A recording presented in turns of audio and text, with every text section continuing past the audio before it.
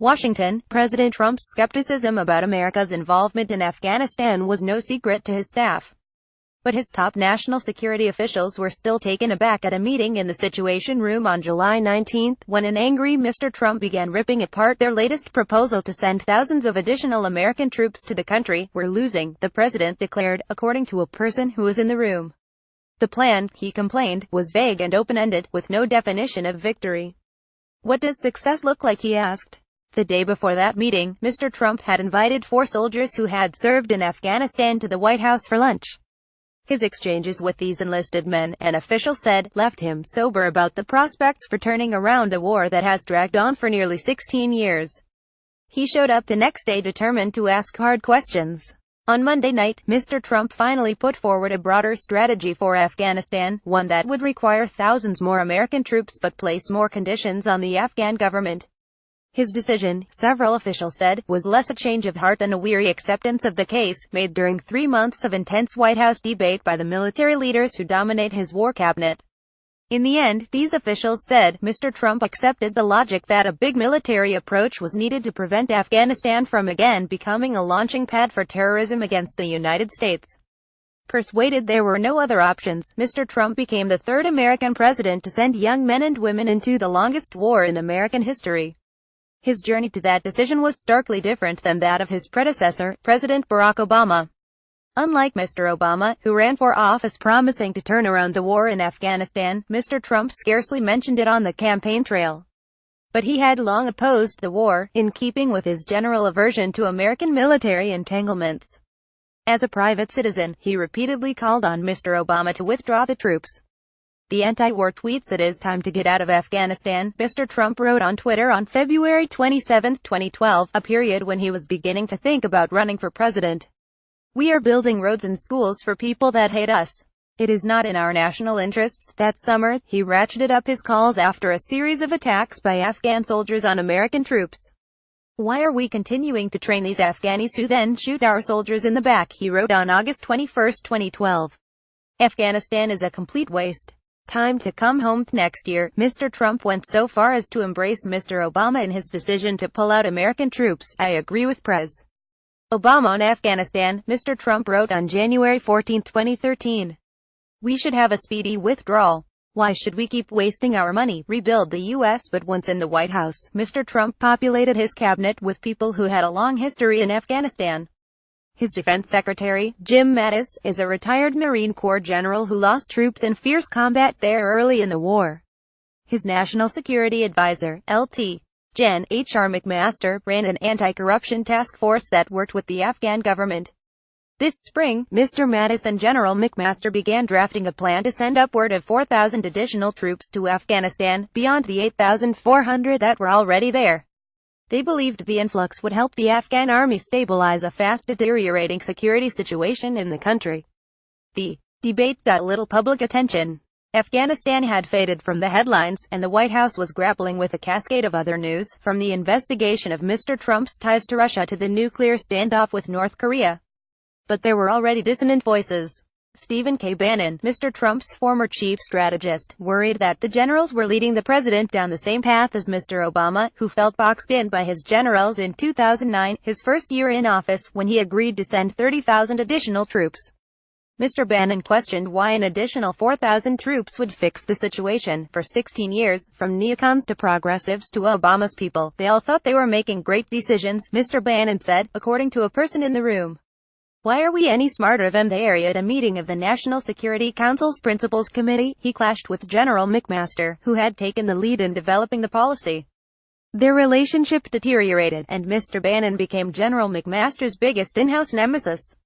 Lt. Gen. H.R. McMaster, President Trump's national security advisor, helped draft a plan to increase the number of American troops in Afghanistan. Stephen Crowley of the New York Times. A truck bomb in Kabul in late May. A truck bomb exploded in the Afghan capital, Kabul, killing more than 150 people and raising doubts about the survival of the government of President Ashraf Ghani.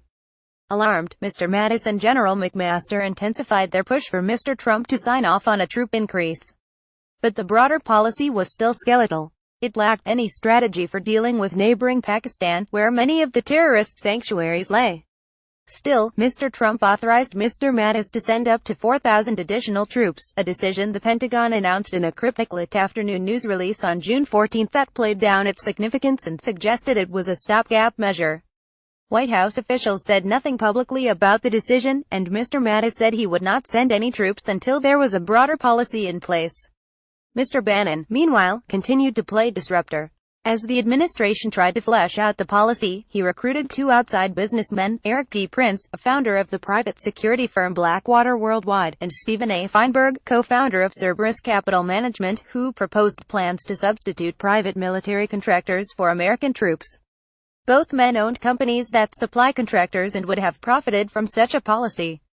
On a Saturday morning in early July, Mr. Bannon visited Mr. Mattis at his office in the Pentagon to lobby him on the unorthodox concept. Mr. Mattis listened politely, officials said, but dismissed it. Although Mr. Bannon continued to share his views privately with Mr. Trump, he became marginalized from the process even before he left the White House on Friday.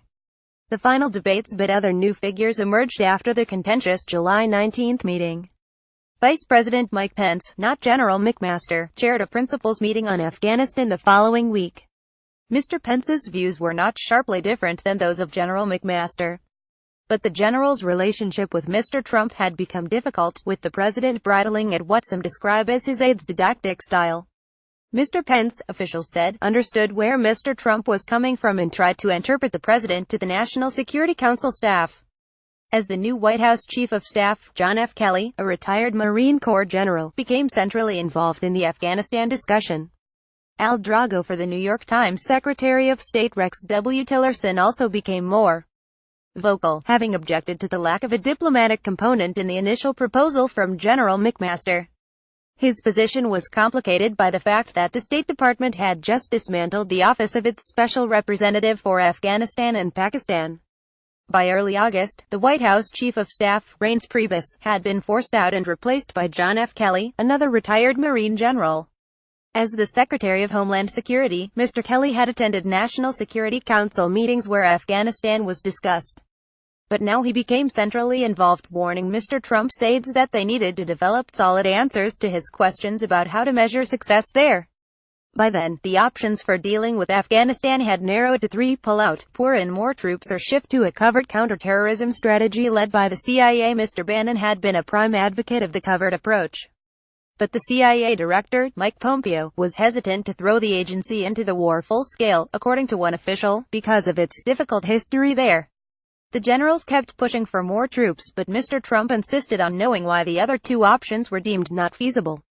On August 10, the president summoned his team to his golf club in Bedminster, NJ, where he was on a less than tranquil vacation. The generals told the president that a complete pullout would leave Afghanistan in danger of becoming another haven for the Islamic State, as happened in Iraq. And Mr. Pompeo's reservations about a major role for the CIA undercut the counterterrorism strategy. General McMaster continued tweaking the plan, which now had benchmarks for reducing corruption in the Afghan government and for pressing Pakistan to wipe out terrorist sanctuaries on its border with Afghanistan. Last Friday, he and the rest of the national security team flew to Camp David for what turned out to be a decisive meeting.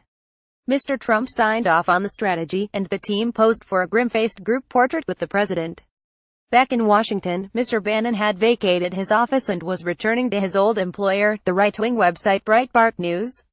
On Monday, a few hours before Mr. Trump was to speak, Breitbart published an interview with Mr. Prince, in which he criticized the president for not being more receptive to his proposal for mercenaries.